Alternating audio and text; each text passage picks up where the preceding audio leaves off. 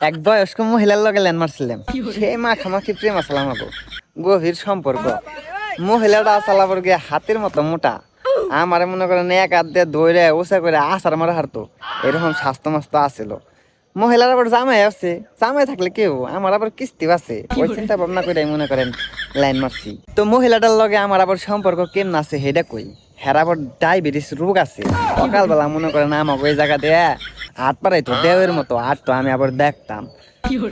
মনে করেন আমার আবার কিস্তির টাকা কম পড়ছে, তো খুব টেনশনে পড়ে গেছি। পরে চিন্তা ভাবনা করলাম যে তাহলে বয়স্ক মহিলার লগে লাইন মারি, যদি কোনো সময় বিপদে টিপদে পড়ে যাই গে হ্যাগো কাছে চাইলে হেরা তো আর না করবো না।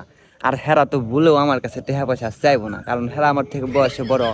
সেই সিনিয়র আপুটা পুরা দেয় না, কিন্তু সিনিয়র মহিলারা দেয়। এই চিন্তা ভাবনা করে কইছি তাহলে হেল লগে আমি ল্যান্ড মারবো। পরে মনে করেন একদিন হাত পাড়াইছে, সকালবেলা রাস্তায় যখন বেড়াইছে এলাকায় যাবো গা হেগো, তখন আমি আবার হের পিছিয়ে পিছিয়ে গেছি। পরে কইছি যে শুনেন, পরে কয় কি, আমি কইছি আমি আপনারে দেখি আপনি প্রতিদিন সকালবেলা এই জায়গা দিয়ে হাঁটতে আসেন, আপনার একটা কথা কমু কয়ে কইতে পারি না। পরে কয় যে কি কথা বলো। আমি কই যে কথাটা যে কেমনে কই আপনারে, কইলে তো আপনি সেই লেভেলের মাইন্ড করবেন, আবার কি না কি ভাবেন। আর থেকে অন্য একদিনই কমুনি, আজকে আমার করার মতো মুড নাই। পরে কয় আরে বলো, সমস্যা নাই। আমি কই না রাগ করবেন, কয় বলো রাগ করবো না প্রমিস। আমি কইছি না থাক, অন্য একদিনই কমুনি। এই কথাটা কয়ে মনে করেন মহিলার মানে উতল পাতল শুরু করে দিলাম। মহিলা মানুষ যে খেসতে আমি জানি, কেউ যদি খালি কয় যে একটা কথা আছে, এই কথাটা কয়ে যদি আর কথা না কয়, তাহলে মনে করেন খালি কথা শুনবার লেগে ঘোরাঘুরি করবো পিছিয়ে পিছিয়ে। তো মনে করেন না আমি একটা চাল খাটিয়ে এই কথাটা কয়ে চাইলাম। তার 3-4 দিন পরে দেখা হয়েছে রাস্তায়। সেদিনকে কয় কি তুমি না আমারে কি যেন বলবা। আমি কই বলো, রাগ করবেন না তো। পরে কয় না। আমি কইছি আপনি বিয়ে করছেন না? কয় হ্যাঁ আমি বিয়ে করছি। আমি কই আপনার জামাই কি করে? কয় আর জামাই, জামাইয়ের কথা কইতে গেলে রেত দিন নাই। জামার কথা বাদ দাও, তুমি কি কইবে সেটা কও। পরে আমি কইলাম যে জামাইয়ের উপর রাগ, আমি যদি কই তাহলে তো আপনি আমার উপরেও রাগ করবেন।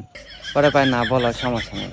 পরে কয়ে দিলাম যে দেখেন আপনার আমি যেদিনকে দেখছি সেদিনকে থেকে আমার খুব ভাল লাগছে, কিন্তু আপনি যদি মাইন্ড করেন এই কারণে আমি কিছু কই নাই, কারণ আপনি আমার থেকে বয়সে বড়।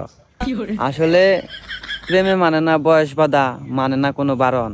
আপনার আমি ভালোবাসি, তার নাই কোনো কারণ। কথাটা কোয়ার লগে লগে ছেড়ে দিছে 33টা দাঁত বের করে হাসে। হাসি তো না, মনে হলো যে 500 টাকার নোট। মনের মধ্যে কি ফুর্তি ফুর্তি লাগলো রে, যে মনে হয় প্রেম হয়ে গেল গা। আর এমন এমন কথা কইছি মহিলারে, আসতে আসতে মুইতা দিত যদি আর কতক্ষণ কইতাম। পরে কইলাম যে তাহলে নাম্বারটা দিয়ে দেন, ফোন টোন দেমনি, প্রেম না করেন গল্প তো করা পারো। পরে কয় আচ্ছা ঠিক আছে। পরে মনে করেন নাম্বার নিয়ে আইছি, ফোনে এমন এমন কথা কইছি। আর আমার হয়েছে গিয়ে কন্যা রাশি, বয়স বেশি থাক আর কম থাক, যারে মনে করেন অফার তুমি হেই রাজি হয়ে যাবো। পরে নাম্বার টাম্বার দিয়ে পিরিতের আলাপ সেই শুরু করে দিছি।